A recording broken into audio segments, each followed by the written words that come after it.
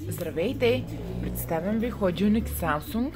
Хладилникът е снабден с режим AI Energy, система No Frost, както в хладилната, така и в резервната част, система Twin Cooling, Wi-Fi контрол с инверторен компресор, вътрешно LED осветление, класна енергийна ефективност А, общ обем на хладилника 387 литра, като хладилната част е 273 литра, а обема на фризерната част е 114 литра.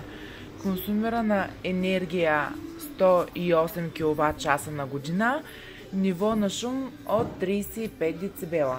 Размерите на хладилника са широчина 59,5 см, височина 203 см и дълбочина 66 см.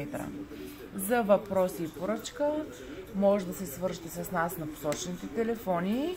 Може да ни откриете на нашия сайт proday.store, на нашата Facebook страница, YouTube канал и TikTok канал. И забравих да спомена, че лицето му отпред е от черно стъкло и е изключително уникален. До скоро!